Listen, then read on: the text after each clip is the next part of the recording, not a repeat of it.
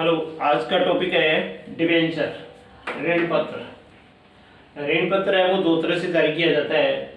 रोकड़ के लिए ऋण पत्रों का निर्गमन और रोकड़ के अलावा अन्य प्रतिफल के रूप में ऋण पत्रों का निर्गमन।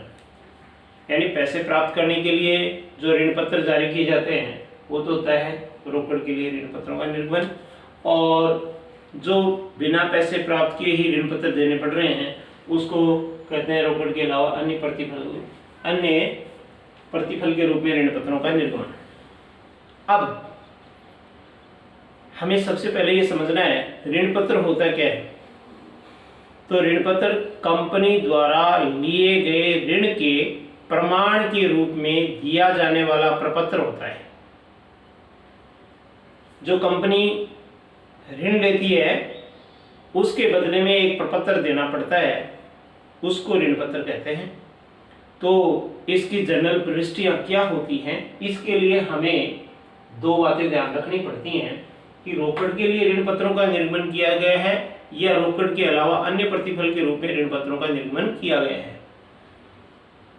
ये जो ऋण पत्र हैं ये तीन तरह से जारी किए जाते हैं: सममूल्य पर, प्रीमियम पर या बट्टे पर। जबकि अंश दो तरह से जारी किए जाते थे, सममूल्य पर और प्रीमियम पर। ऋण पत्र की बात है इसलिए ये पैसा, पूरा पैसा, ऋण पत्रों की संपूर्ण राशि एक साथ प्राप्त की जाती है। पूरा पैसा एक ही साथ लिया जाता है। तो दो ही प्रविष्टि होती है, बैंक अकाउंट या to debenture application and allotment. दूसरी प्रविष्टि होती है इस ऋण पत्रों से प्राप्त राशि को अपन ऋण पत्र खाते में ट्रांसफर करते हैं। तो debenture application and allotment account या टू डिबेंचर, इसकी दो प्रविष्टि होती है। यदि ये पैसा किस्तों में प्राप्त कर रही है कंपनी तो उसकी इस तरह से एंट्री करते हैं, बैंक अकाउंट या टू डिबेंचर एप्लीकेशन अकाउंट। दूसरी प्रविष्टि करते हैं, इसको ट्रांसफर करते हैं तो डिबेंचर एप्लीकेशन टू डिबेंचर। फिर अलॉटमेंट मांगा जाता है, डिबेंचर अलॉटमेंट अकाउंट या टू डिबेंचर अकाउंट। और फिर इसका पैसा प्राप्त होता है तो बैंक अकाउंट या टू डिबेंचर अलॉटमेंट।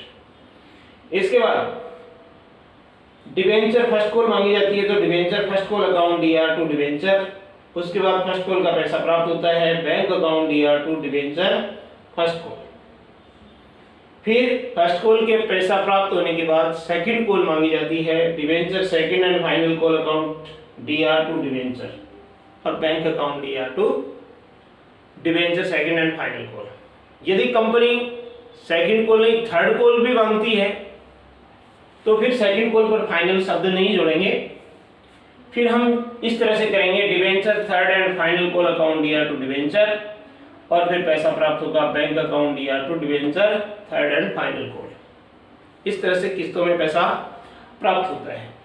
अब बात समझने की है, ये मैंने सारी बातें बताई है, जनरल एंट्री बताई है, ये सिर्फ सममूल्य पर निर्गमन की बताई है।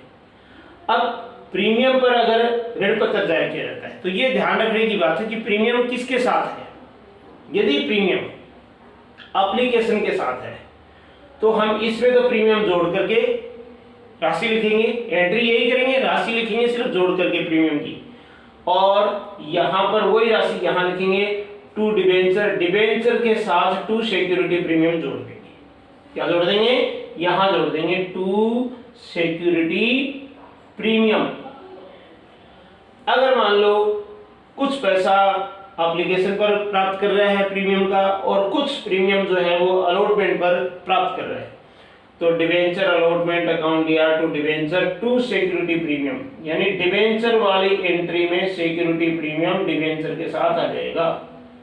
यहां भी डिबेंचर के साथ आया सिक्योरिटी प्रीमियम, यहां भी डिबेंचर के साथ सिक्योरिटी प्रीमियम आ जाएगा और ये पैसा प्राप्त कर लिया जाएगा। अगर मान लो यही प्रीमियम की राशि फर्स्ट कॉल के साथ भी ले रहा है तो डिबेंचर फर्स्ट कॉल अकाउंट या टू डिबेंचर और टू सिक्योरिटी प्रीमियम यहां भी जोड़ देंगे।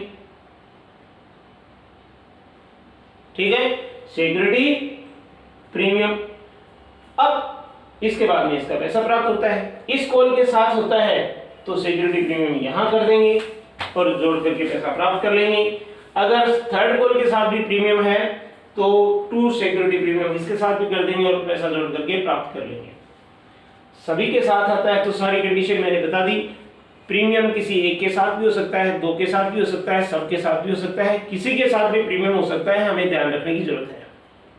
अब आ जाती है बट्टे की, कि बट्टा अगर दिया जाता है तो फिर क्या प्रविष्टि करें। तो सपोज करो बट्टा किसके साथ है, इसके साथ है, एप्लीकेशन के साथ, तो इसमें से तो घटा करके दिखा देंगे, और यहां पर इसी एंट्री में हम डिवेंचर वाले एंट्री में जिसमें सिक्योरिटी प्रीमियम किया है क्रेडिट, वहां discount on issue of debenture के नाम से डेबिट कर देंगे।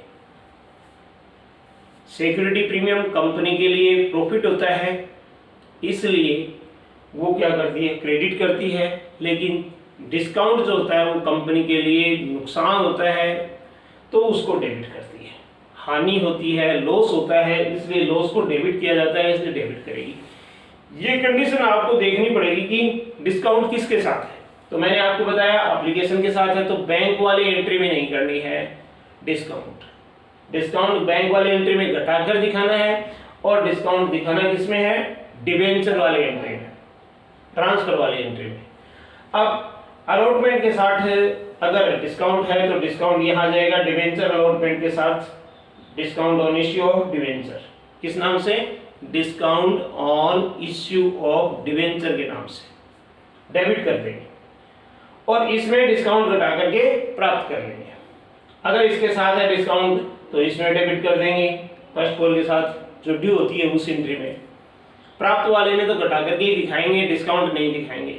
यदि प्राप्त वाली एंट्री में आप डिस्काउंट दिखा दोगे तो गलत हो जाएगा, उसमें घटा करके ही दिखाना है, सिर्फ डिस्काउंट यहां शो करना है जो मांगी जाती है, कॉल्ड अप की जाती है उस एंट्री में। अगर अलॉटमेंट में है तो अलॉटमेंट की कॉल्ड अप कौन सी होती है, ड्यू वाली एंट्री कौन सी होती है, उसमें करना है। फर्स्ट कॉल है तो फर्स्ट कॉल के साथ, सेकंड कॉल है तो सेकंड कॉल के साथ, जो मांगी गई राशि है उसमें आपको एंट्री दिखानी है। यानी इस क्वेश्चन के अनुसार आप डिस्काउंट अगर है तो इसमें दिखाओगे, और यदि इसके साथ डिस्काउंट है तो इसमें दिखाओगे, और यदि डिस्काउंट इसके साथ है तो इसमें दिखाओगे, और यदि डिस्काउंट इसके साथ है तो इसमें दिखाओगे, और यदि डिस्काउंट इसके साथ है तो इसमें दिखाओगे।